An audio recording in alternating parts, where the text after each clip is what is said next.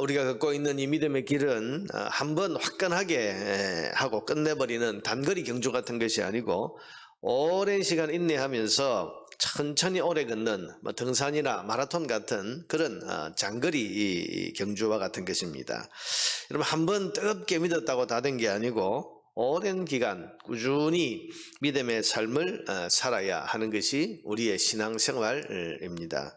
그래서 이런 믿음의 길을 걷다 보면 중간중간에 반드시 시험이 찾아오는 것을 보게 됩니다.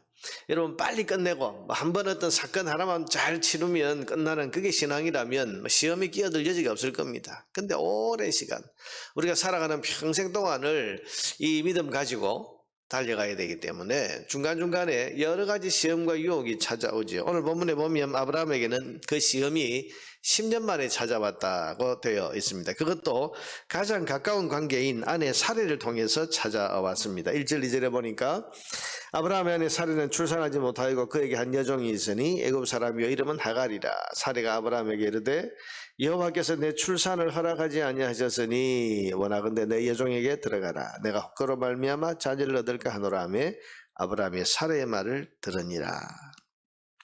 자, 여러분, 바로 앞 말씀에서, 어제 우리가 보았던 말씀에서 아브라함은 믿을 수 없는 현실 가운데서도 자식을 주신다는 하나님의 약속을 믿었습니다. 네 몸에서 날짜가 네 후손이 되리라.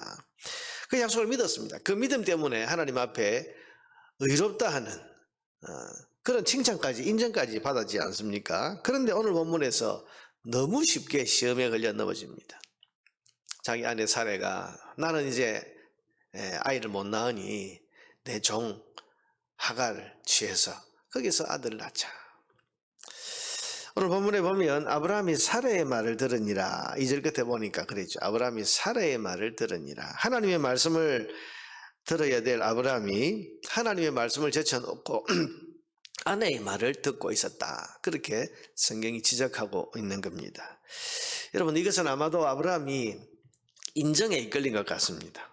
다른 누가 아니고 자기 가장 가까운 사이인 아내가, 그것도 아이를 지금 낳지 못해서 마음의 고통을 겪고 있고, 여러분 사실 아브라함보다 더 마음의 고통이 심했던 사람이 사례 아니겠습니까? 자기 때문에 지금 아이를 못 낳는다고 생각하는 그 죄책감. 그 나이는 점점 들어가고 이제는 아이를 낳을 수가 없다. 아브라함 자기 남편을 보니까 하나님의 약속을 끝까지 믿고 기다리면서 아들을 주신다 그렇게 하고 있는데 자기 몸 상태를 보니까 자기는 점점 이제 아이를 낳을 수 없는 상태고, 그러니 마음이 얼마나 죄책감도 있고 미안한 마음도 있고 불안하고 뭐 그랬겠습니까? 그러니 이 사례가 그 남편에게 찾아왔어. 나는 도저히 아이를 못 낳습니다. 그러면서 넌지시 이야기를 했습니다. 그랬더니 여러분, 마음의 경계심이 무너지고 선뜻 그 아내의 말대로 해버린 것입니다.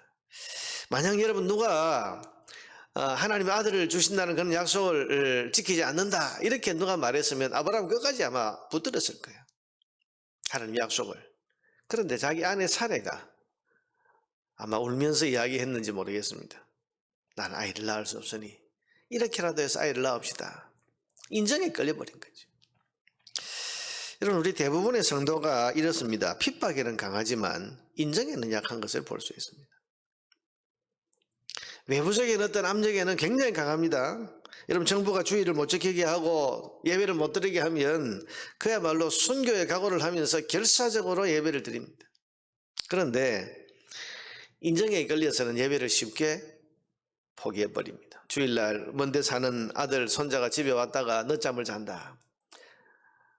아침에 그 아이들 참 자고 있는 걸 보니까 깨우지를 못해서 같이 그냥 예배 안 드리고 집에 있었다. 이런 이야기를 가끔씩 듣습니다. 자, 여러분, 누가 강요해서 예배를 못 드리게 하면 거기에 대해서는 결사적으로 항전을 합니다. 그런데 자식이 왔고 손자가 왔고 아이들이 자고 있고 이걸 못 깨워서, 혹은 또 어떤 분들은 주일날 먼데 사는 친척이 집에 왔다.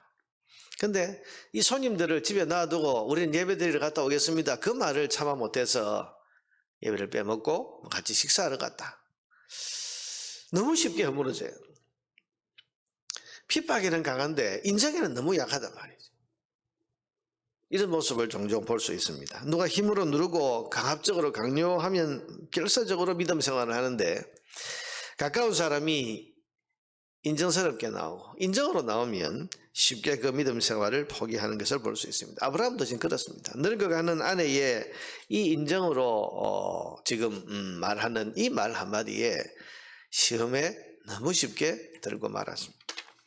자, 여러분, 우리는 핍박으로 찾아오는 시험도 잘 이겨야 하지만은 반대로 인정스럽게 혹은 인정으로 찾아오는 시험도 잘 이겨야 됩니다. 인정이라는 게 뭐죠? 사람과의 관계, 체면, 혹은 가까운 사람의 마음이 상할까봐 내 믿음 생활을 중단하거나 또 하나님 말씀을 때로는 쉽게 넘어가 버리는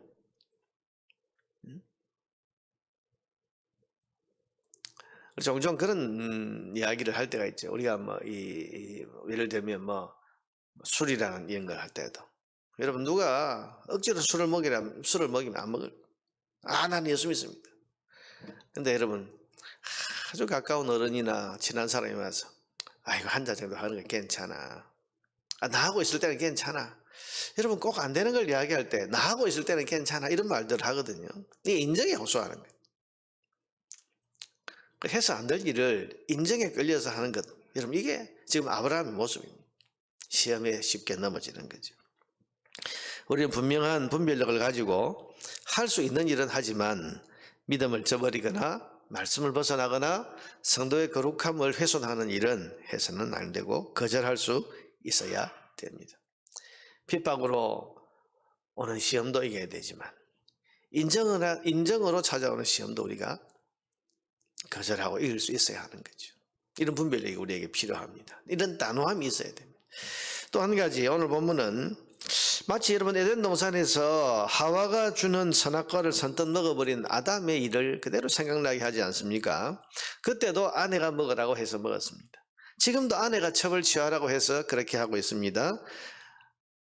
자, 여러분 이걸 보면 부부의 영성과 신앙의 수준이 같이 가야 된다는 그런 생각을 하게 됩니다.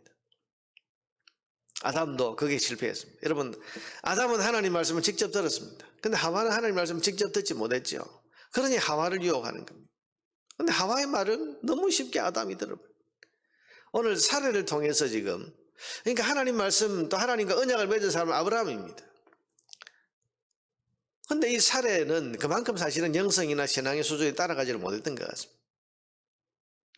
부부가 영성이 비슷해야 됩니다. 신앙이 같이 가야 됩니다. 그래야 서로를 지켜줄 수 있습니다. 같이 가야 한다고 해서 아나니아 삽비라 부부처럼 아예 둘 다 딱 짝이 맞아서 그냥 그야말로 죽이 맞아서 같이 거짓말하고 같이 숨기고 이렇게 돼서는 소위 하향 평준화가 돼서는 안 되고 신앙이 좋은 쪽으로 따라가는 상향 평준화가 돼야 되죠. 그러기 위해서는 부부가 함께 믿음이 자라야 됩니다. 함께 기도하고 함께 예배하고 함께 신앙의 꿈을 꿀 수 있어야 됩니다.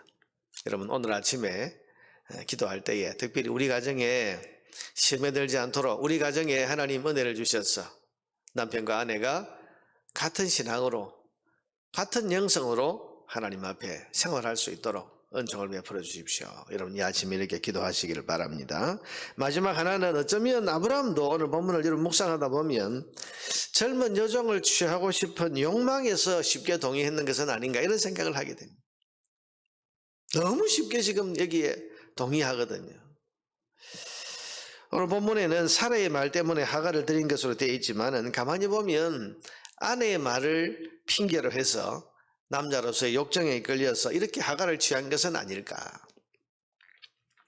여러분 시험은 교묘하게 찾아옵니다. 드러나지 않지만 우리 안에 숨겨져 있는 욕심, 우리 안에 숨겨져 있는 허영심, 자존심, 정욕 이런 것들을 사단은 교묘하게 건드려서 시험에 빠지게 합니다. 겉으로 봐서는 사례의 말을 듣는 것 같은데 사실은 자기 욕정에 이끌리는 거예요. 겉으로 봐서는 하나님을 위해서 교회를 위해서 혹은 또 내 신앙생활을 위해서 이렇게 말하는데 속으로는 자기의 허영심, 자기의 자존심, 자기 안에 있는 욕심 이것 때문에 지금 그렇게 나서고 있는 것일 수도 있다. 시험에 걸려 넘어지는 거예요. 그 시험에 빠진 결과는 우리가 이미 아는 대로 이스마엘이라고는 아들을 낳고 갈등하고 분쟁하고 고통하고, 오늘 본문에 보면 아직 아들 낳지도 않았는데 벌써 하갈이 사례를 멸시하고, 그것 때문에 집안 분쟁이 일어나고 하갈은 쫓겨나고 집안이 막 시끄러워지기 시작하는 거죠. 그래서 여러분 잠언 4장 23절 말씀에 하나님 말씀하시기를 무릇 모든 지킬 만한 것 중에 더욱 내 마음을 지키라. 생명의 근원이 이에서 남이니라고 했습니다. 마음을 지켜라. 여러분 우리 안에 있는 마음은 겉으로 드러나지 않습니다. 남이 볼 때는 모릅니다. 나는 압니다.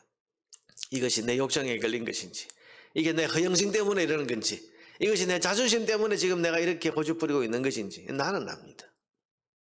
이걸 지켜야 되는, 이 마음을 우리가 잘 다스려야 되는 거죠. 그런데 이 마음은 내가 다스릴 수 있는 게 아니에요. 성령님께서 우리의 마음을 다스려 주셔야 됩니다. 우리의 연약한 마음을 지켜주실 수 있는 분은 우리 안에 계신 성령님이십니다. 오늘도 여러분 아침에 기도하면서 욕망이나 혹은 또 우리 안에 헛된 마음에 이끌리기 쉬운 우리의 마음과 우리의 믿음을 성령님께서 굳게 지켜주시고 오늘도 은혜로 다스려 주시기를 위해서 기도하는 기도가 있어야 할 것입니다. 사랑하는 여러분, 오늘도 여러 가지 시험이 우리에게 다가올 수 있는데 이 모든 시험을 믿음으로, 은혜로, 또한 기도하면서 잘 이겨낼 수 있는 저와 여러분 되기를 바랍니다.